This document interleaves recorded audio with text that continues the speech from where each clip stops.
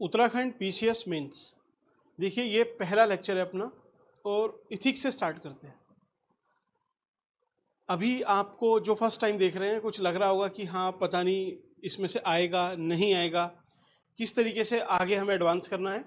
तो इसके पहले वाली वीडियो आप देख सकते हो, उसमें हमने जो भी अपना शेड्यूल है वो पूरा अपलोड किया हुआ है डेट वाइज। तो आप चाहे खुद से फॉलो कर सकते हो या फिर आप ज्वाइन कर सकते हो। पहली चीज़। दूसरी चीज़, कितना आएगा कितना नहीं आएगा। तो जिसने अपर मेंस दिया है, और अभी रिसेंट वन देख लेते हैं, मई में आपका मेंस था, मई में ही वो जिस दिन मेंस था शायद 14 को था, उसके बाद की वीडियो देख लेना, पब्लिकली है, आपको पता चल जाएगा कितना उसमें आता है कितना नहीं। ऐसे ही लोअर का भी अभी जस्ट रिसेंटली मेंस हुआ है, आप वहाँ भी जाके चेक कर सकते हो, उस पर भी हमने वीडियो बनाया हुआ है। आप जो इसको देख रहे हैं और समझ रहे हैं सीरियसली कि हाँ इसमें से कुछ आ सकता है, तो पहली चीज़, आप डाउट नहीं करना। डाउट मीन्स आप मुझ पे कर सकते हो, लेकिन आप कंटेंट पे डाउट मत करना, पूछेगा ही पूछेगा यहाँ से। अभी ये पहली वीडियो है इसीलिए मैं आपसे बोल रहा हूँ, रिलीजियसली इसको फॉलो करना। बस 6-7 दिन की बात है, इथिक्स आपकी पूरी हो जाएगी, और उस तरीके से पूरी हो जाएगी कि आप किसी भी मेंस में, देखिए अभी क्या होता है ना, उत्तराखंड के लोग प्रीलिम को तो हल्के में थोड़ा सा उसका लेवल मीन्स उसमें नहीं, कुछ टेक्निक वगैरह या फिर वन लाइन में थोड़ा पूछ लेते हैं,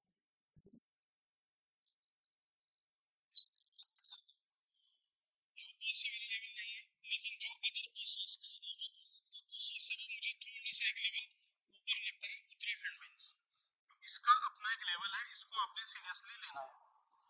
दूसरी चीज, आप एथिक्स के ये 6-7 दिन पढ़ो, ठीक, और उसको पढ़ने के बाद चाहे कोई सा भी पीसीएस देना, आप यूपीएससी भी देना, कुछ भी देना, बिलीव नहीं होता तो आप चाहे जो लोअर पीसीएस में हमने समझाया था उन लेक्चर को, 8-10 लेक्चर है वो, उसको देख के आप इस बार यूपीएससी का मेंस अटेम्प्ट करके देखना।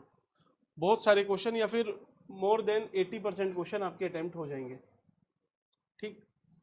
एक्चुअल एग्जाम में भी आपको मेंस में ऐसा नहीं है कि सब कुछ रट के जाना है, सब कुछ पता होना चाहिए। 20 क्वेश्चन में से अगर आपको 12 से 13 क्वेश्चन आते हैं पहले से अच्छे से, मीन्स एटीट्यूड एप्टीट्यूड ये सब पता है, सबको पता है, इसकी अच्छी डेफिनेशन, अच्छे एग्जाम्पल, अच्छे डायग्राम्स आपको आते हैं, आप वहाँ लिख के आते हो, और ऐसे क्वेश्चन की संख्या 20 में से अगर 12 है तो समझो आप पैर रख चुके हो क्लियर करने के लिए। बाकी जो 8 क्वेश्चन है बस आपको उन्हें मैनेज करना है ठीक से। उसी क्रम में हम स्टार्ट करते हैं पहले केस स्टडी से। हालांकि केस स्टडी से स्टार्ट करना कुछ लॉजिक इसका बनता नहीं है, क्योंकि आप पहले देखो पूरी थ्योरी पढ़नी होती है, फिर उसके बाद थिंकर्स, और उन सबको यहाँ पे आपको निचोड़ के लिखना है। मैं आपको दूसरे तरीके से पढ़ाता हूँ, मीन्स ये फर्स्ट टाइम स्टार्ट किया है, आपको अगर सही लगेगा तो बताना। केस स्टडी आप उठा के देखो पिछले 5-6 साल की, किसी भी एग्जाम की, मोटी मोटी क्या केस स्टडी है। पहली आती है एक करप्शन पे, कि कहीं पे भ्रष्टाचार चल रहा है, भ्रष्टाचार किसी भी तरीके का है, आपको उसे रोकना है, ये दिख रहा है ना। चलिए,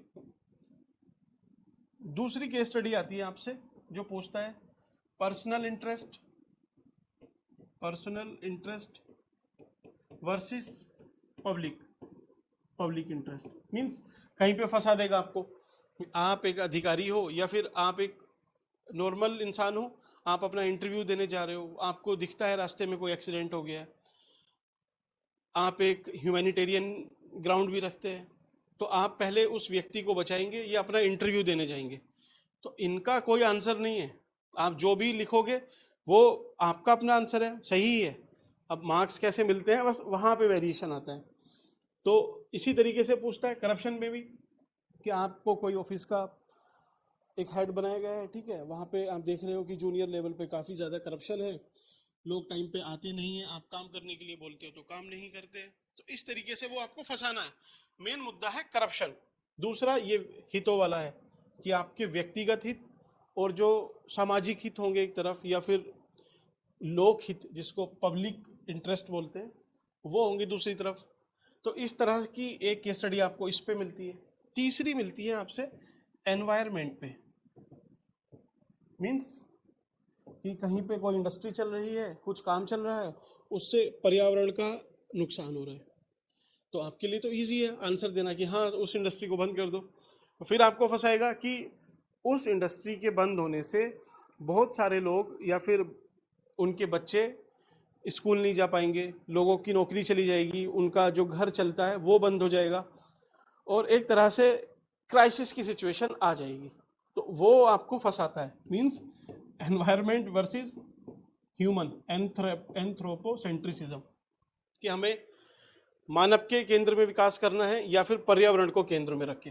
आंसर इसका आपको सबको पता है, इवन सभी को पता है कि भाई इन दोनों के बीच में ही कहीं आंसर है, सस्टेनेबल डेवलपमेंट, ऐसे ही इसके बीच में ही कहीं पे सॉल्यूशन है। ठीक है, करप्शन का वैसे कोई मध्यम मार्ग नहीं है, करप्शन में तो जीरो टॉलरेंस होनी चाहिए। ठीक, चौथे नंबर की केस स्टडी आपकी आती है, इसमें public interest, corruption, personal interest, environment, दो तीन तरीके की इसमें एक और है, मैंने कहीं लिखा हुआ है, वन सेकेंड।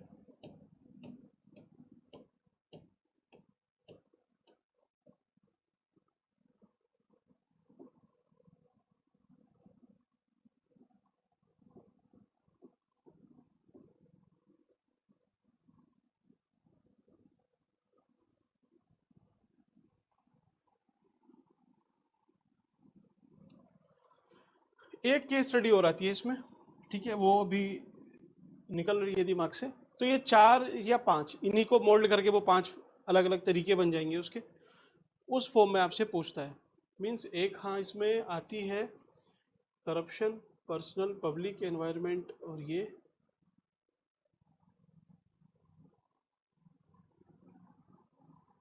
लार्जर गुड के बारे में कुछ ऐसे कुछ आएगी कि एक काम गलत है लेकिन उसकी वजह से ज़्यादा लोगों का हित हो रहा है, तो वो काम करने देना चाहिए, नहीं करने देना चाहिए। तो ये क्रक्स है, मीन्स आपके लिए तो नहीं है, ये बनाया हुआ है ताकि एक आपको डोमेन समझ में आए कि बस इतना ही तैयार करना है। ठीक है, अभी आपको थोड़ा सा लग रहा होगा कि यार करंट अफेयर, मैंने लोअर पीसीएस वालों से भी बोला था, और बाद में उनको शायद हेल्प किया होगा वो। मैंने बोला कि आपको बस इतना करंट अफेयर है, आपको इसे टारगेट करना है। आप सारा सब कुछ आप करने जाओगे तो फिर आप कहीं के नहीं बचोगे। मिनिमम अपनी एक लिमिट बना लो कि बस इतना प्रिपेयर करना है, पूछा जाएगा तो लिख देंगे, नहीं तो नहीं। और ज़्यादा चांस होते हैं कि यहीं से पूछेगा, और अब तो करंट अफेयर वो उतना पूछता भी नहीं है, कम पूछता है। हाँ, जो इम्पोर्टेंट चीज़ है जैसे बजट वगैरह वहाँ से पूछता है। अब आप उसको बोल दोगे कि करंट अफेयर में, तो करंट अफेयर में आप बोल सकते हो, लेकिन वो एक तरह से स्टैटिक का ही पार्ट है, फिस्कल पॉलिसी का ही पार्ट है। तो इसलिए करंट को हम आपको कराएंगे ही, लेकिन अभी टाइम निकल जाने दीजिए, पहले आपको अपना स्टैटिक स्ट्रॉन्ग करना है। तो केस स्टडी से अब पहली चीज आपको डरना नहीं है। ये 4 तरीके हैं, कोई कितना ही विद्वान बने, कुछ भी भारी भारी शब्द बोले, गांधी, कांत, जॉन रॉल्स, ठीक है, और जो भी अरिस्टोटल, प्लेटो, ये सब आपको एकदम रटवा दिए जाएंगे, यूज भी आप करना सीख लोगे, और बस ये थोड़ा सा आपको रटना है, उसी को इधर उधर करके लिखना है, वही केस स्टडी है, कुछ भी इसमें अलग नहीं है। हाँ, डर बहुत लगता है इसमें कि पता नहीं वहाँ पूछेगा, तो एक्चुअल में उसको पढ़ने के बाद उसको इंटरप्रेट करके और वहाँ लिखा कैसे जाएगा, है ना, उसका चैलेंज आता है। तो पहली चीज अपने दिमाग में लगाओ कि 2 क्वेश्चन तो वो पूछ रहा है हर साल मेंस में, 2 क्वेश्चन पूछ रहा है 10-10 नंबर में, तो 20 नंबर मिनिमम आपसे पूछ रहा है। तो पहले इनको टारगेट करो ना कि भाई ये 20 नंबर मेरे तैयार है। ऐसे ही मैं आपसे धीरे धीरे करके वो सारे जितने भी 200 नंबर का है, जितना भी है पेपर, उसका आपका प्रिपेयर हो जाएगा, आप कॉन्फिडेंस में रहोगे। आपको क्या करना है, एक A4 शीट रखना अपने पास, और ये 4 अलग अलग तरीके की केस स्टडी हैं। इन चारों में जो कीवर्ड्स मैं आपको बताऊंगा वो बस उसमें फिल करते जाना, जो थिंकर बताएंगे वो वहाँ पे लिख लेना, और जब एक्चुअल केस स्टडी आएगी उसको वहाँ पे लिख लेना। ऑल्दो टेस्ट सीरीज में आपसे पूछा भी जाएगा, आपको हेल्प करेगा, देखना पक्का 100% हेल्प करेगा। एक और चीज़, अब आपको जैसे आप केस स्टडी पढ़ोगे तो दिमाग में ये 4 चीज़ें याद रखना कि अच्छा केस स्टडी मुझे आइडेंटिफाई करनी है किस लिए है, कि अच्छा पूरा एक एसेंस आ रहा है, करप्शन का इशू है, तो करप्शन में मैंने आपसे कुछ बताया होगा, आपको एक पेपर लिखवाया है, ठीक, उसमें जो कीवर्ड्स लिखा है, थिंकर लिखा है, उनको रिकॉल करना और वहाँ डाल के आ जाना। बाकी और कुछ नहीं है। तो चलिए, बोल बच्चन काफ़ी हुआ। पहली केस स्टडी देखते हैं अपनी, हिंदी में है। हिंदी में इसलिए क्योंकि ज़्यादातर बच्चे हिंदी में लिखते हैं पेपर, बाकी इंग्लिश वालों के लिए भी इसके बाद हम पीडीएफ में एटलीस्ट वो प्रोवाइड कर देंगे, ठीक है। क्वेश्चन क्या है, राज्य परिवहन विभाग में, ये 2024 का है शायद, ठीक है, 2024 मेंस का है। राज्य परिवहन विभाग में कई वर्षों से अधिकारियों पर भ्रष्टाचार के आरोप लगाए जा रहे हैं, ठीक। तो भ्रष्टाचार आई, आपके दिमाग में करप्शन एकदम से आ गया, तो दिमाग में वो कीवर्ड्स आपके चलने लगेंगे अभी, क्योंकि ये पहली केस स्टडी है, थोड़ा सा नहीं आता होगा आपको, कोई दिक्कत नहीं है, बस समझो, फिर जो बताया जाएगा उसको समझना, रटना, और वही यूज होगा हर जगह। अभी आप देखना, ठीक। लाइसेंस जारी करने, टैक्स जमा करने और फिटनेस सर्टिफिकेट देने जैसी प्रक्रियाओं में घूसखोरी और गलत दस्तावेजों के आधार पर काम किया जा रहा है। तो घूसखोरी है मीन्स ब्राइबरी है, फिटनेस सर्टिफिकेट मतलब एनवायरनमेंट की भी कोई इशू होगा, ठीक। ब्राइबरी यहाँ पे है, करप्शन यहाँ पे हो ही गया है, ठीक। एक ताजा रिपोर्ट में यह पता चला कि विभाग के कई अधिकारी और कर्मचारी घूस लेकर ऐसे लोगों को लाइसेंस और फिटनेस सर्टिफिकेट जारी कर रहे हैं जो ना तो योग्य है और ना ही उनके दस्तावेज सही हैं। तो गलत दस्तावेज है मतलब फोर्ज्ड डॉक्यूमेंट्स है। ये आपको ऐसा नहीं है कि कुछ समझाना है, बस आपको मोटे मोटे कीवर्ड्स याद रहे ताकि केस स्टडी की एक एसेंस आ जाए आपके दिमाग में। मुख्य समस्या यह है कि बिना उचित जांच के फिटनेस सर्टिफिकेट और ड्राइविंग लाइसेंस जारी हो रहे हैं, जिससे राज्य में दुर्घटनाओं की संख्या बढ़ती जा रही है। ये तो देखिए रियल लाइफ में भी आप देखते हो, यही चीजें हैं। आप अपना लाइसेंस बनवाने जाओ तो शायद ही जो 4 व्हीलर का लाइसेंस बनवाते हैं वो एक्चुअल में टेस्ट ड्राइव देते हैं, देनी ही नहीं पड़ती, अपने आप मैनेज हो जाती हैं सारी चीजें, थोड़े पैसे ज्यादा देने पड़ते हैं। साथ ही अनियमित तरीकों से टैक्स का भुगतान करने वाले वाहन स्वामियों को छूट भी मिल रही है, जिससे राज्य को आर्थिक नुकसान हो रहा है। मींस जो राज्य है, जो स्टेट है, उसको एक तरह से फिनेंशियल लॉस हो रहा है। समझ में आया, मतलब एक अधिकारी है, उनकी वजह से करप्शन है, करप्शन की वजह से रोड पे एक्सीडेंट हो रहे हैं और सरकार को भी उससे नुकसान हो रहा है पैसों का, ये बात है। तो इसका समाधान क्या है, सिंपल सा, कि जो अधिकारी हैं उनका थोड़ा सा स्क्रू टाइट कर दो, सारी चीजें सही हो जाएंगी। 1 सेकेंड।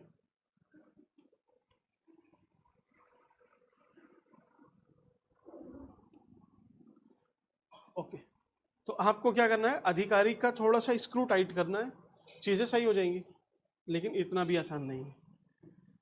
एक मोटी मोटी बात निकल के आ रही है कि ये जो अधिकारी हैं, इनकी जो ड्यूटी है, जो कर्तव्य है, वो ये सही से पूरा नहीं कर रहे हैं। यही तो बात है। अगर ये अपनी ड्यूटी सही से करने लगे तो सारा काम हो जाएगा बहुत आराम से। अब इन्होंने क्वेश्चन पूछा है, ये तो हमारे मनगढ़ंत बातें हैं, एक्चुअल क्वेश्चन ये है, आप इस समस्या का मूल्यांकन तथा उपाय कैसे करेंगे, ये क्वेश्चन है। इसका पहला पार्ट है ये, कैसे विभाग में लाइसेंस और फिटनेस सर्टिफिकेट जारी करने की प्रक्रियाओं में पारदर्शिता और जवाबदेही को बढ़ाया जा सकता है। तो ट्रांसपेरेंसी और अकाउंटेबिलिटी आपको बढ़ानी है, ठीक। तो अब भूल जाओ ये केस स्टडी है, आप अभी आने वाले सब्जेक्ट में पढ़ोगे, GS2 में पॉलिटी है, पॉलिटी में ही गवर्नेंस है।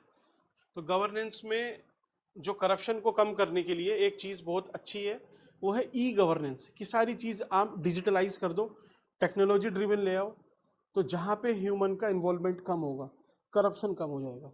अब इन्होंने यही पूछा है कि आपको लाइसेंस फिटनेस जारी करने की प्रक्रियाओं में पारदर्शिता और जवाबदेही को बढ़ाया जा सकता है। तो आप क्या करोगे, ई गवर्नेंस की हेल्प लोगे, कैसे? तो चलिए,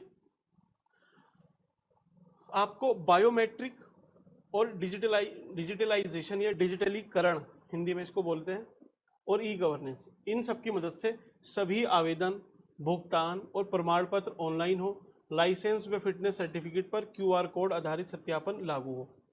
अब एक्चुअल में रियल एग्जाम में ये QR कोड ये सब याद नहीं आएगा, बस एक ही चीज़ याद आएगी कि आप डिजिटलाइज कर सकते हो, ठीक।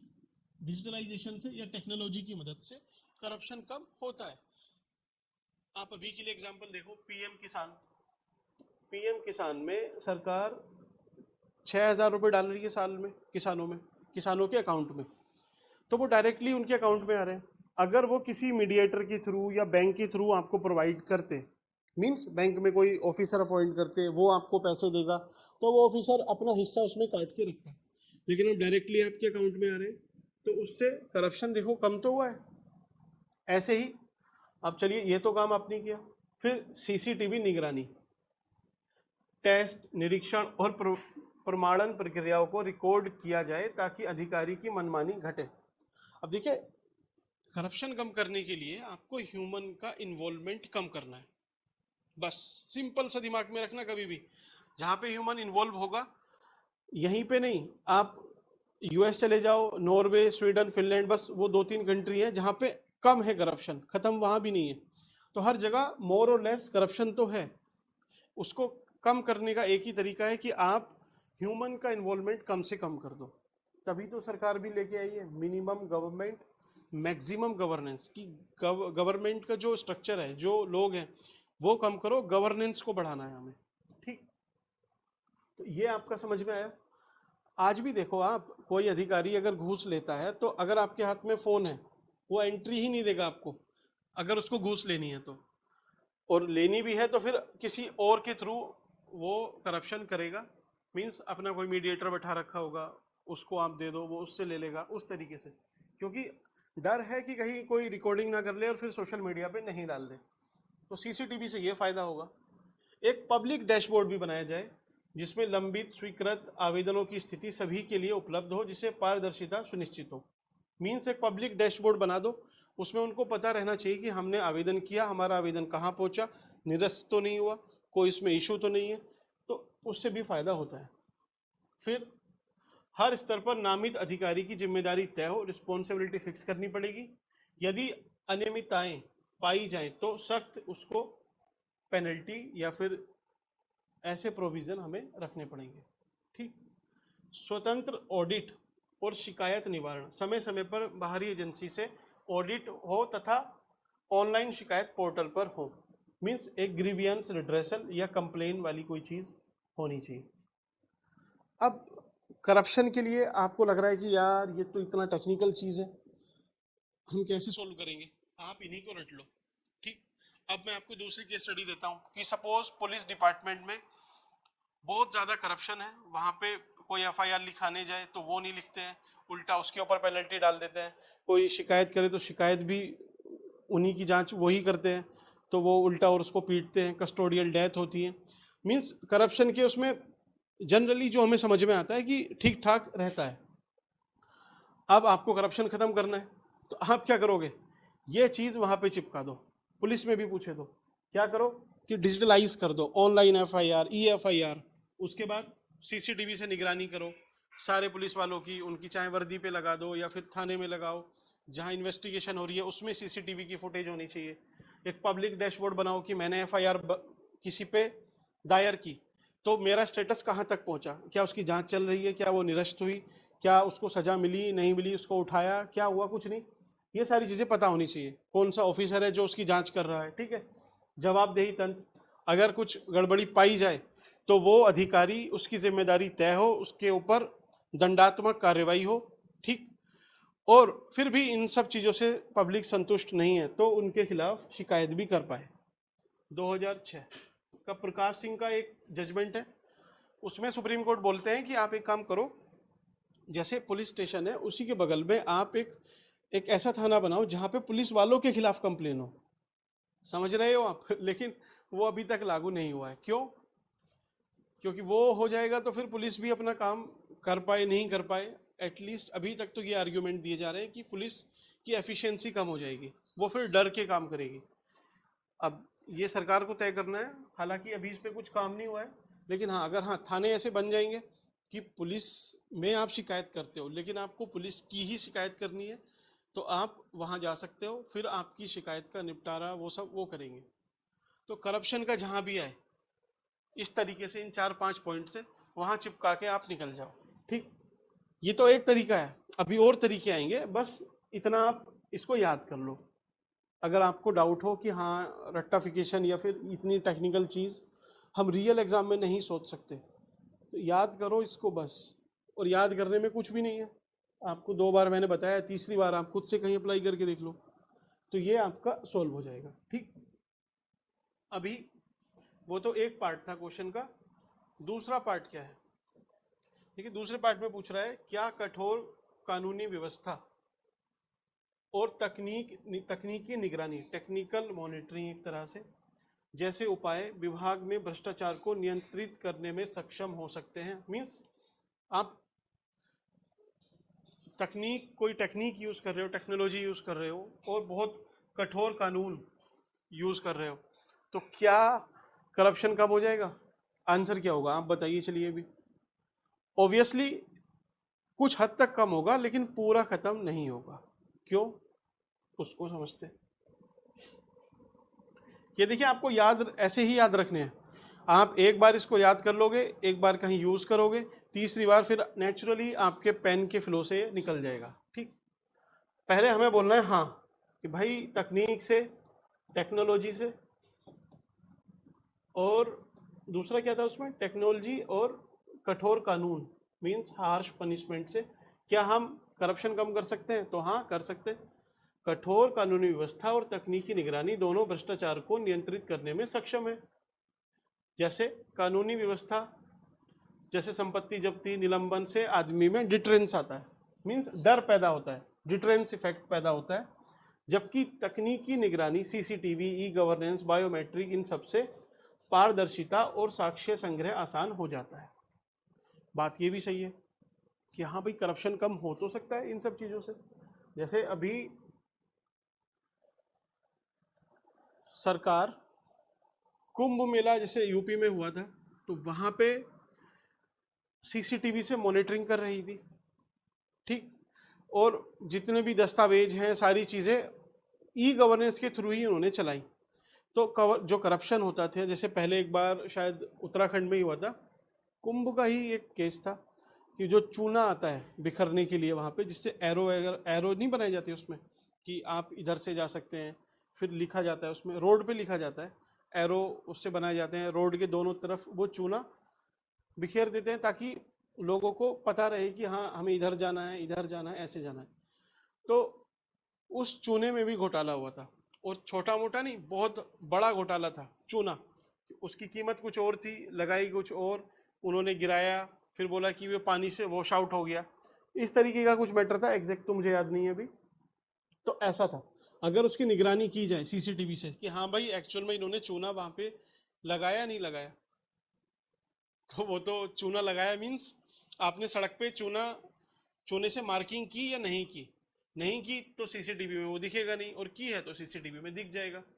ठीक, तो एक तो ये है। दूसरा डिटरेंस इफेक्ट, मतलब क्या? बुलडोजर, आप बुलडोजर चढ़ा दोगे किसी के घर पे नोटिस लगा के, ओबियसली, तो आसपास के जो गुंडे रहते हैं वो थोड़े से डरते हैं। उत्तर प्रदेश में भी ऐसे ही है, बहुत सारे गुंडे खुद से उन्होंने सरेंडर कर दिया। क्यों? क्योंकि उन्हें डर लग रहा था कि बाहर रहेंगे तो मार दिए जाएंगे। तो एक डिटरेंस इफेक्ट होता है, उससे फायदा तो होता है, करप्शन में भी होता है और हर जगह होता है।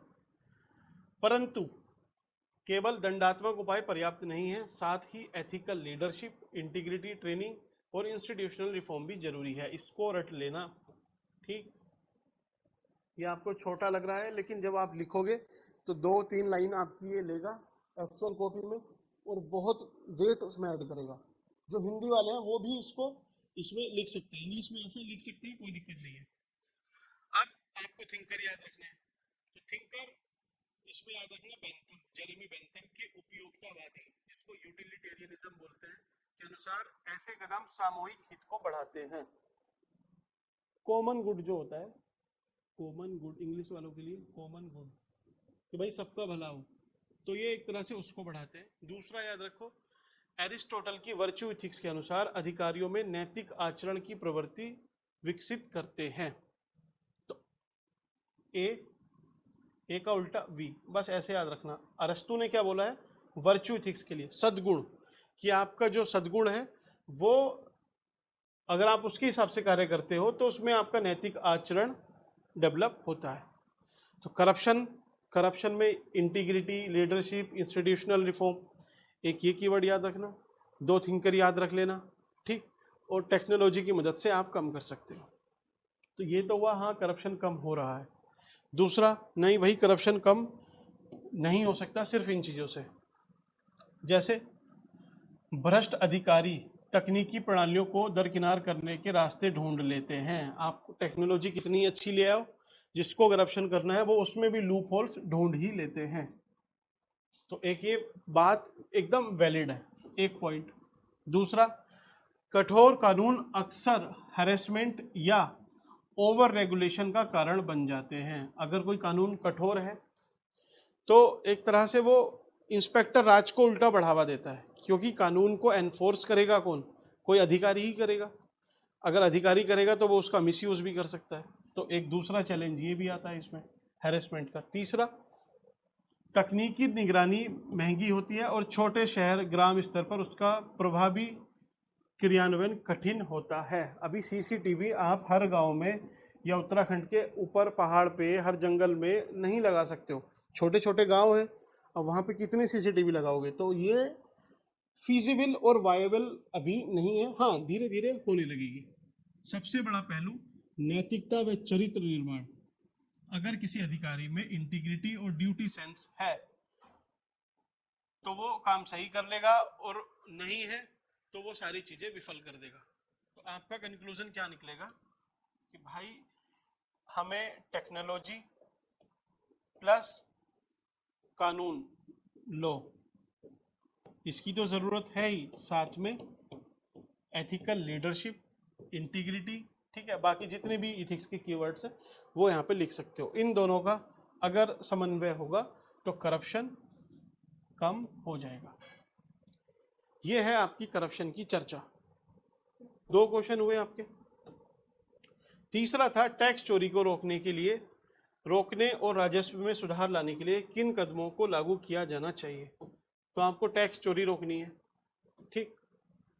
तो टैक्स चोरी कब रुकेगी? जब आप डिजिटलाइज कर दोगे, जैसे अभी सरकार कर रही है। आधार, पैन, मोबाइल सब लिंक कर दिया है, तो आपका कोई भी ट्रांजैक्शन होगा, चाहे फ़ोन से हो तो वो पैन कार्ड में चढ़ रहा है, आधार कार्ड से आप कुछ लेने जाते हो तो वो भी पैन कार्ड पे पहुंच जाएगा।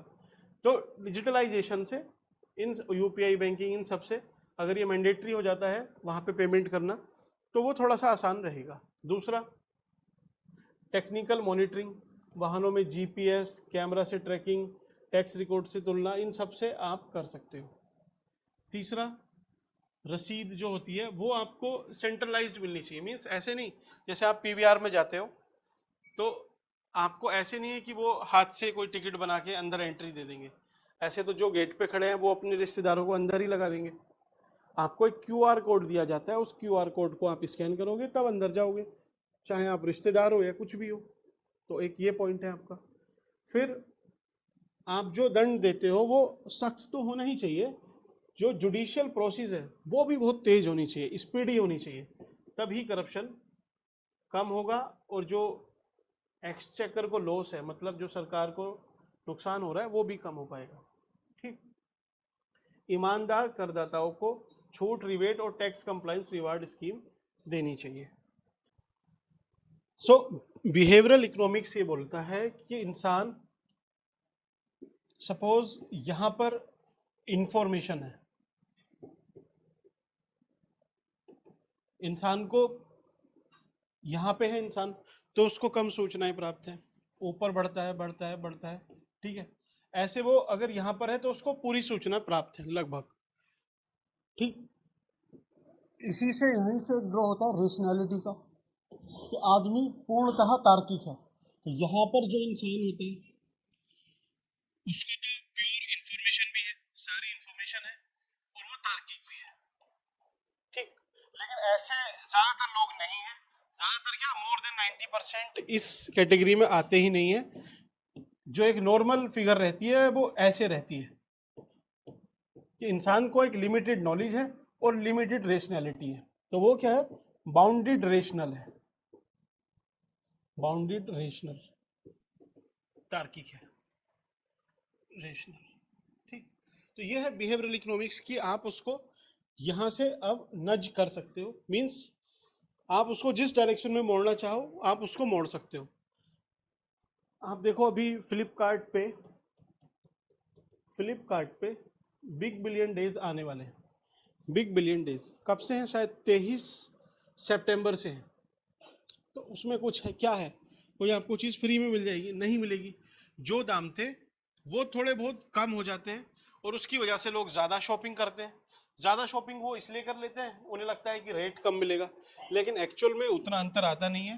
कंपनी को अगर 100 रुपये का प्रोडक्ट है, वो सपोज 95 में बेच देगी आपको, उसका बन रहा था 85 में, तो पहले उसको 15 मिलते हैं, अब उसको 5 मिलेंगे, लेकिन उसका वॉल्यूम बढ़ जाता है। ठीक है, तो बस आपको एक तरह से एल्यूरमेंट देना होता है, एक लालच देना होता है। बाकी नुकसान लेके तो कोई भी अपना सामान नहीं बेचता, प्रोवाइडेड वो विजय माल्या हो। ठीक है, विजय माल्या साहब थे जब इनकी एयरलाइन थी किंगफिशर, तो अगर फ्लाइट 10 मिनट या 15 मिनट डिले हुई तो जितने भी उसमें पैसेंजर थे सबको कुछ ना कुछ वो फ्री में बंटवा दिया करते थे। मीन्स चाहे चिप्स हो, कुरकुरे हो, या फिर इवन इंटरनेशनल फ्लाइट में बियर ड्रिंक, ये सारी चीज़ें भी उन्होंने करवाई हैं, तभी आज वो भी मौज में है। ठीक, तो ये आपका पहला टॉपिक होता है करप्शन। अब आपको समझ में आया करप्शन में आपको कितना कुछ याद रखना है, एक बार याद रखना है फिर उसे समझना।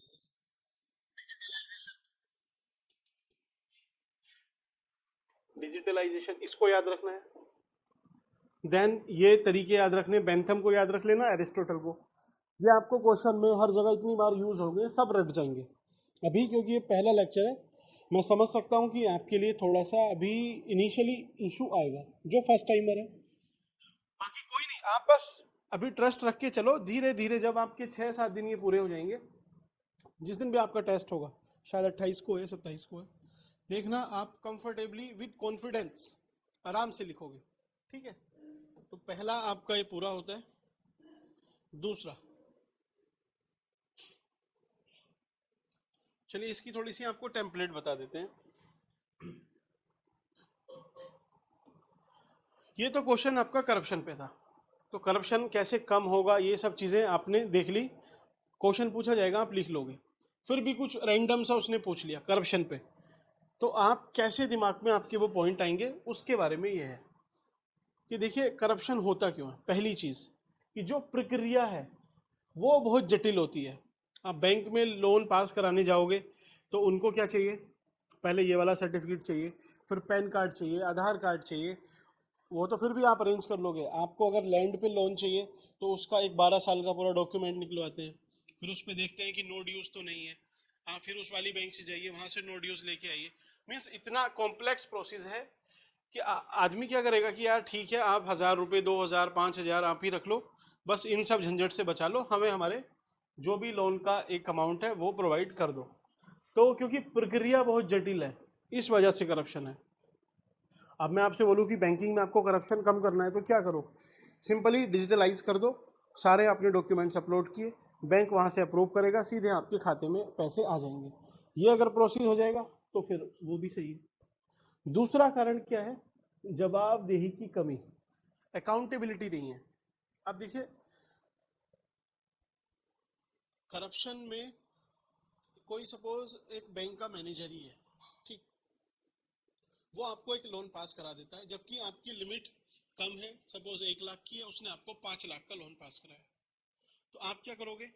ठीक है सर, 50,000 या 1 लाख रुपए आप भी रख लो। अब 5 लाख रुपए का उसने लोन पास कराया, लिमिट थी 1 लाख की। अब जो मैनेजर साहब हैं उनका 2 महीने बाद, 3 महीने बाद ट्रांसफर हो गया, तो वो किसी और ब्रांच में चले गए। अब लोन तो उस इंसान पे उस ब्रांच से वहां चल ही रहा है। हुआ क्या? अब उस बैंक मैनेजर की इतनी जवाबदेही तो थी नहीं, वो चला गया, जो नया आया वो देखेगा सारे फाइनेंसेस। तो उस वजह से भी करप्शन होता है। ये तो एक मीन्स थोड़ा सा ऑफ द टॉपिक एग्जाम्पल है। आप अगर और भी एग्जाम्पल सोचना चाहो, आपकी डेली लाइफ में आपको देखने के लिए मिलता है। करप्शन ऐसी चीज़ है, ये ऐसी नहीं है कि इंडियन या फिर हम नॉर्थ इंडिया में जो भी लोग रह रहे हैं कुछ उनके लिए नई सी चीज़ हो, सबको पता है कहाँ कैसे कैसे काम होता है। ठीक है, लालच इरोजन ऑफ इंटीग्रिटी, जो नैतिकता है उसका इरोजन। आदमी के मन में लालच आता है तभी तो वो करप्शन करता है।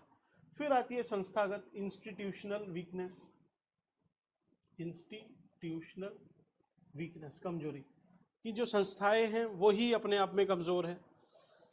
अब विजिलेंस डिपार्टमेंट, उसको देखना है कि कहीं पे करप्शन तो नहीं हो रहा, और विजिलेंस में ही करप्शन है तो वो क्या ही देखेंगे फिर। ठीक, तो ये कुछ कारण है।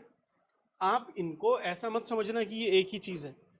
जब भी आपसे पूछेगा कि भारत में या फिर इंडिया में यहाँ पे इस केस स्टडी के थ्रू ये करप्शन हो रहा है, तो वो पूछ सकता है आपसे कि करप्शन के मेन कारण क्या है एक्चुअल में, तो आप ये लिख सकते हो। और ये इंटीग्रिटी, इरोजन ऑफ इंटीग्रिटी इसलिए ताकि वो आपका आंसर केस स्टडी एथिकल लगे, ऐसा ना लगे कि जीएस वाला आंसर है। ठीक, इसको और इथिक्स स्पेशल बनाने के लिए जो कीवर्ड्स हैं आप याद करोगे, आगे मैं आपको बताऊंगा। इंटीग्रिटी, ईमानदारी की कमी हो रही है, तो इसके लिए आप ऐसा डायग्राम ड्रॉ कर सकते हो, ईमानदारी की कमी। अकाउंटेबिलिटी, इसकी भी कमी हो रही है। ठीक है, प्रोबिटी, इसका भी अभाव है। ठीक, भ्रष्टाचार सामूहिक हित को हानि पहुंचाता है। कौन बोल रहे हैं? ये जेरेमी बेंथम, यूटिलिटेरियनिज्म वाले जितने भी ये थिंकर है, ये इसको बोलते हैं कि हमें कॉमन गुड पे ध्यान देना चाहिए, सामूहिक हित में, और जिसमें ज़्यादा लोगों को फ़ायदा हो, maximum good for maximum number, उसकी ये बात करते हैं। तो अब आप सोचो, इसको हम केस स्टडी में बेंथम को और यूटिलिटेरियनिज्म को, उपयोगितावाद को हम यूज़ करेंगे ही करेंगे। दूसरा किसको यूज़ करना है? एवी को। एवी कौन है? एरिस्टोटल। इनकी है वर्च्यू एथिक्स, सद्गुण वाली, कि अगर आदमी में सद्गुण है तो वो करप्शन नहीं करेगा। ठीक है, अच्छे चरित्र गुण का अभाव, इसको हाँ एक और चीज़ आप दोनों तरीके से यूज़ कर सकते हो। पहला कि अगर उसमें वर्च्यू की कमी है तो करप्शन होगा, दूसरा अगर उसमें वर्च्यू है तो करप्शन कम हो जाएगा। एक ही चीज़ को दो बार यूज़ करना। ठीक, ऐसी ही वेंथम, कि जिसमें सामूहिक हित का अगर आप ध्यान रखोगे तो करप्शन कम करोगे, अगर आप ध्यान नहीं रखते हो तो फिर करप्शन बढ़ जाएगा। ठीक है, ये पॉइंट हुए। अब करप्शन से होता क्या है एक्चुअल में? पहला तो प्रशासनिक है कि सेवा वितरण में बाधा हो जाती है। फिर आर्थिक है, ये सबको पता है, राजस्व में हानि, विकास में रुकावट। देन सामाजिक है, सोशल है, इनइक्वालिटी पैदा हो जाती है, जन विश्वास का क्षरण, जो पब्लिक ट्रस्ट है उसका लॉस होता है। और मोरल कोरोजन, नैतिक पतन हो जाता है समाज का करप्शन की वजह से। तो ये कॉन्सिक्वेंसेस तो आप सोशो पॉलिटिकल, इकोनॉमिकल, ये सब अपने हिसाब से मन से बना के भी लिख सकते हो। ठीक है, तो इसमें कुछ ऐसा कुछ इथिक्स का नहीं है, बस एक कीवर्ड है मोरल कोरोजन। कोरोजन होता है ना, जो आयरन लोहे पे जो जंग लग जाता है। ठीक, ये समझ में आया? अब आपको थोड़ा सा इसमें लास्ट स्लाइड है, इसको समझाते हैं। आप करोगे कैसे कि आप कानून में और संस्थागत सुधार करो। यहाँ पे देखिए, प्रशासन की वजह से दिक्कत हो रही थी, तो आप प्रशासनिक सेवा में ये उपाय सुझाव, जैसे ई गवर्नेंस, प्रक्रियाओं को सरल करो, सरलीकरण करो, RTI, social audit, citizen charter, इन सब की मदद से। फिर आप CCTV, digitalisation, biometric, QR verification, इन सब का यूज़ करो। देन नैतिक उपाय सुझाव। ठीक है, सिविल सर्विसेज की training, value of integrity and probity, जैसे मिशन कर्मयोगी चल रहा है एक, मिशन कर्म योगी, कि जो भी सिविल सर्वेंट है उनकी एथिकल ट्रेनिंग, कैपेसिटी बिल्डिंग करनी है ताकि वो करप्शन और इन सब चीज़ों से दूर रहे। फिर सामाजिक उपाय, कि पब्लिक पार्टिसिपेशन होना है, विशिल ब्लोअर को प्रोटेक्शन देनी है, जागरूकता फैलानी है। अब याद रखने में चैलेंज है आपको, तो आप बस ऐसे याद रखो, करप्शन कम करना है तो एक तो टेक्नोलॉजी के बेस पे हमें करना है, दूसरा सरकार को कानून की तरफ से करना है, दो हुए। तीसरा, जो लोग हैं, पब्लिक एट लार्ज है, उनमें भी जागरूकता से, आरटीआई, सिटीजन चार्टर, इन सब की मदद से उनमें कैपेसिटी बिल्ड करनी है, तो वो भी करप्शन को नहीं होने देंगे। और फिर आपका एक नैतिक उपाय मीन्स क्या, जो अधिकारी वगैरह हैं उनकी एथिकल ट्रेनिंग, वैसे उससे कुछ होता नहीं है। लिटरली 2013 से शायद एथिक्स का पेपर इन्होंने लगाया है, और उसमें जो हाई स्कोर करके आते हैं बच्चे, उनके आप देखना, अभी 2-3 दिन पहले ही एक न्यूज़ थी, तो उसमें उन्होंने शायद 15,000 रुपए का करप्शन किया हुआ। करप्शन क्या, घूस मांगी हुई थी, और उनके एथिक्स में बहुत अच्छे मार्क्स थे। ठीक है, अभी शायद 2023 की वो भर्ती है। तो ये सब चीजें भी है। फायदा इसका उसी के लिए है जो इसको सीरियसली ले रहा है। ठीक है, बाकी तो ठीक है जैसे भी है। अब केवल कानून में तकनीक पर्याप्त नहीं है, उसका बाईपास संभव है।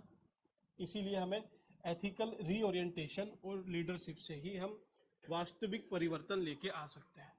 तो यहाँ पे आपका फुल स्टॉप लगता है करप्शन वाली केस स्टडी में। ठीक है, ये करप्शन की थोड़ी सी लंबी हुई वीडियो, क्योंकि इसमें आपको समझाना था। अब या तो देखिए दो तरीके हैं, एक मीन्स इसी पैटर्न पे आपको 10 केस स्टडी 10-10 घंटे के लेक्चर दिए जाएं, अलग अलग तरीके से कराई जाए। दूसरा सबसे बढ़िया क्या है, आप एक ही तरीके से करना सीख लो, 10 केस स्टडी को एक ही तरीके से आप सोल्व करो, आप एग्जाम में अच्छा लिख के आओगे।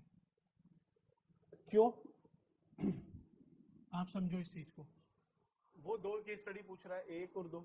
पहली उसने करप्शन पे पूछी, ठीक, दूसरी तो करप्शन पे वो नहीं पूछेगा, पक्का नहीं पूछने वाला। ठीक, इस करप्शन की केस स्टडी को सॉल्व करने के आपके पास 10 तरीके हैं, 10 अलग अलग वेज हैं, टेक्निक है, लेकिन आपको यूज तो एक ही करनी है। और आपने एक यूज की तो एग्जामिनर को पता है कि इसको एक ही आती है, या उसे नहीं भी पता तो जो आपने लिखा है एग्जामिनर को बस उतना पता है, बाकी आपको कितना आता है उसे नहीं पता।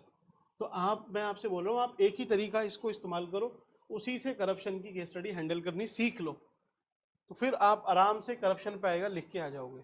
ऐसे ही एनवायरनमेंट पे भी, फिर तीसरी पब्लिक इंटरेस्ट वर्सेस जो प्रोफेशनल इंटरेस्ट है, इन सब पे उस तरीके से आपको करना चाहिए। सेकंड केस स्टडी, हाँ ये एनवायरनमेंट की है, शुगर मिल शहर के पास लगाई गई। ठीक है, ये इस तरीके की केस स्टडी है। पहले आप पहली वाली को समझो, डाइजेस्ट करो, केस स्टडी की क्लास एक, इसके बाद एक और ले लेंगे, दोनों के 2 क्लासेस में आपकी सारी केस स्टडी कवर हो जाएंगी। तब आपको फिर पता चलेगा कि हाँ कितना सा है और हम कितना परेशान होते हैं।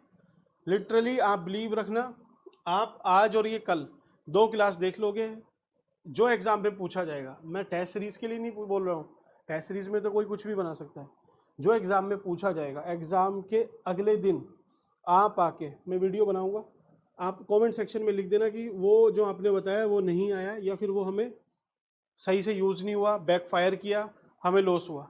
अगर आप उस बात को बोलोगे तब मैं मानूंगा कि हाँ वो चीज़ गलत है। लेकिन मैं आपसे बोल रहा हूँ, इस पर आप 1% विश्वास रखो या 100% करो, जो आपको अभी बताया जाएगा इसके बाद अगली वीडियो में भी, वही आपके एग्ज़ाम में लगभग उसी थीम पे आने वाला है। इसको सीरियसली लेके आप यूज़ करो और आराम से अपना पेपर देके आओ। बिल्कुल डिस्ट्रैक्ट मत होना, चाहे कोई कितनी वीडियो बना के टॉपर ये सब कितनी भी वीडियो बनाए, 10 अलग अलग तरीके बता दे कि मैंने ये बुक पढ़ी है वो बुक पढ़ी है। ठीक है, आप डिकोड इथिक्स ले लो, कुछ भी ले लो, लेक्सिकन की पढ़ लोगे, पूरा कुछ भी पढ़ो, एक्चुअल में जो आपको लिख के आना है वो मैं आपका यहाँ पे सारा पूरा करा दूंगा। आपको बस इस पर थोड़ा ट्रस्ट रखना है, और ट्रस्ट का भी आपको इशू हो तो आप एक काम करना, आप जो PYQs हैं, चाहे इसके नहीं है यूपी PCS के हो, उनको सॉल्व करने की फिर कोशिश करना, तब आपको समझ में आएगा कि हाँ लगभग वही चीज़ है मोर और लेस। अब आप किसी टेस्ट सीरीज को सॉल्व करोगे, उसकी मैं गारंटी नहीं लेता हूँ, क्योंकि उसमें मुझे नहीं पता कोई कैसे क्यों बना रहा है। आज डेली कुछ ना कुछ हो रहा है, कोई कहीं से भी उठा के करंट की केस स्टडी वहाँ पे रख देगा, उसके लिए रिस्पॉन्सिबल नहीं है। हाँ अगर वो करप्शन के रिगार्डिंग है तब आप उसको सॉल्व कर सकते हो। तो जो पूछा जा रहा है एग्जाम में सिर्फ उतना टारगेट करो, आप बहुत अच्छा स्कोर करके आओगे, इवन आपने उतना सोचा भी नहीं होगा। तो चलिए इसको फिर नेक्स्ट वीडियो में डिस्कस करते हैं। मैं आपको एक बार दिखा देता हूँ इसमें क्या है। जैसे एनवायरनमेंट है, तो एनवायरनमेंट का आपको मैं सारे कीवर्ड्स रटवा देता हूँ। ठीक, एग्जाम में आपको क्या करना है, 1 सेकेंड, ये कीवर्ड्स आपके दिमाग में है, ये चल रहे हैं, इसका मतलब मैंने आपको समझाया। अब एग्जाम में केस स्टडी आई करप्शन पे, तो आपके दिमाग में करप्शन में बेंथम, एरिस्टोटल, इंटीग्रिटी, ये सारी कीवर्ड्स घूमे, आपने लिख दिया। केस स्टडी आई एनवायरनमेंट पे, तो एनवायरनमेंट के कीवर्ड्स आपके दिमाग में घूमने चाहिए, और ये इंग्लिश में भी ऐसे ही लिखना आप, intergenerational equity, sustainable development, stewardship या ट्रस्टीशिप, इकोसेंट्रिसिज्म, एंथ्रोपोसेंट्रिसिज्म, बायोसेंट्रिसिज्म, प्रिकॉशनरी प्रिंसिपल, पोल्यूटर पे प्रिंसिपल, प्रिंसिपल ऑफ नॉन मेलिफियंस, ठीक है, डो नॉट हार्म जिसको बोलते हैं, ऐसी environmental justice, CVDR, collective responsibility, climate ethics, environment ethics, prudence, ठीक है, sustainable livelihood, holistic development, resilience and adaptation, environmental governance.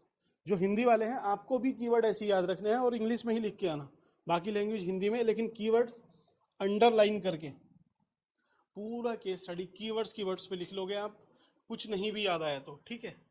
मैं आपको उसी चीज़ के लिए तैयार करा रहा हूँ कि कुछ नहीं भी पूछा गया तभी भी, जब सब कॉमन सेंस से लिख के आएंगे आंसर को, आप उसमें सबसे बेस्ट आंसर लिख के आओगे, इतनी गारंटी है। इसी में याद रखना एनवायरमेंट एथिक्स में महात्मा गांधी को, ठीक है, कि पृथ्वी हमें ज़रूरत जो है हमारी वो पूरा करने के लिए नीड है, ठीक है, इनको पूरा करने के लिए देती है, इसके ऊपर जाएंगे तो ग्रेड है, ठीक है, इसके लिए नहीं है कुछ भी। ऐसे ही एरिस्टोटल का गोल्डन मीन, ये सब आपको समझाएंगे। ये ग्लिम्स था, इसी से पूरा केस स्टडी सब कुछ सॉल्व हो जाता है। एनवायरनमेंट पे है तो ट्रस्टीशिप डॉक्ट्रिन, पॉल्यूटर्स पे प्रिंसिपल, प्रिकॉशनरी प्रिंसिपल, एंथ्रोपोसेंट्रिसिज्म कि मानव को केंद्र में रखना है, या बायोसेंट्रिसिज्म। एनवायरनमेंट में आएगा कि पोल्यूशन से, एक इंडस्ट्री में पोल्यूशन हो रहा है, उससे पर्यावरण दूषित हो रहा है, तो हमें उसे बंद कर देना चाहिए, तो जस्टिफाई आप कर दोगे कि ठीक है, बायोसेंट्रिसिज्म भी इस बात को बोलता है। दूसरी तरफ आएगा कि अगर हम इंडस्ट्री बंद करते हैं तो जो बच्चे हैं, जो लोग हैं उसमें काम करते हैं, वो उनकी फैमिलीज वो बर्बाद हो जाएंगी, तो हमें उनको भी ध्यान में रखना है, तो उसके लिए आप एंथ्रोपोसेंट्रिसिज्म का यूज़ करना।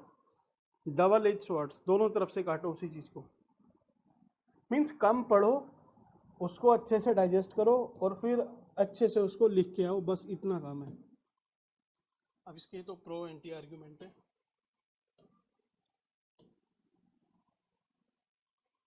ठीक।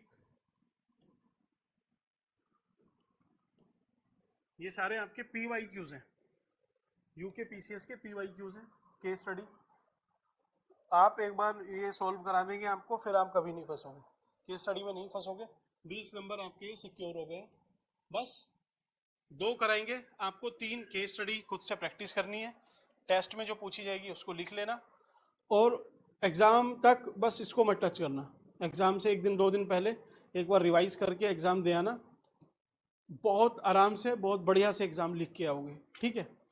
तो चलिए इसको अभी इधर ही ख़त्म करते हैं, तो चलिए इसको अभी स्टॉप करते हैं। हाँ, एक चीज़ और, जो लोग हमसे जुड़ना चाहते हैं वो मैसेज करते हैं उनके लिए, ठीक है। ये अपना चल रहा है कोर्स, जिसको टेस्ट सीरीज परचेज करनी है या फिर टेस्ट सीरीज ज्वाइन करनी है, आपकी मर्जी है, जिसको ज़रूरत नहीं भी है तो कोई दिक्कत नहीं है, आप मत कीजिए, ठीक है। टेस्ट सीरीज आपको करनी है तो उसका शेड्यूल ये है। बाकी आप ज्वाइन कैसे कर सकते हो, रेगुलर आगे की वीडियो आपको 399 पर मंथ में मिलेंगी, तो हार्डली 2 महीने या 3 महीने आपका चलने वाला है, तो 1200 के आसपास ही रहेगा ये, ठीक है। और एक चीज़, हिंदी और इंग्लिश दोनों मीडियम में है। आपको अगर फर्स्ट मंथ में सही नहीं लग रहा कि अच्छा मज़ा नहीं आया, तो हमारे 400 रुपये वेस्ट हो गए, तो सोच लेना एक मूवी आपने ख़राब देख ली, बाकी इसको आप फिर कैंसिल कर देना, ठीक है, उसका भी इशू नहीं है, वो आपके हाथ में है। तो ये अपना है, और इसमें कुछ बचता तो शायद नहीं है। हाँ, किसी ने पूछा था तो उनके लिए मैं बता रहा हूँ, उन्होंने बोला था कि आप यूट्यूब पब्लिक, सॉरी, उन्होंने पूछा था कि आप सारी वीडियो ये पब्लिक क्यों कर रहे हो, तो सारी नहीं, इसके पहले जो PYQ हमने सॉल्व कराए वो थी, ये वाली इसलिए है ताकि अभी बच्चों को पता नहीं है, कुछ लोग डेमो भी सोचते हैं कि अच्छा वैसा कुछ मिल जाए, तो ये डेमो वेमो कुछ नहीं है, ये अपनी रेगुलर क्लास है, ऐसे ही चीज़ें आपको मिलेंगी। आपको अगर ज्वाइन करना है तो आप ज्वाइन कर सकते हो। इसके बाद सारी वीडियो आपको जो 399 वाला अपना ज्वाइन बटन आपको वीडियो के साइड में दिख रहा होगा, नीचे ब्लू कलर में होगा ज्वाइन बटन, आप उस पर क्लिक करके ये ज्वाइन कर सकते हैं। ठीक है, तो चलिए मिलते हैं आपसे नेक्स्ट वीडियो में। बाकी सारी वीडियो आपको इस ज्वाइन बटन क्लिक करके उस ग्रुप में ही मिलेंगी। Thank you.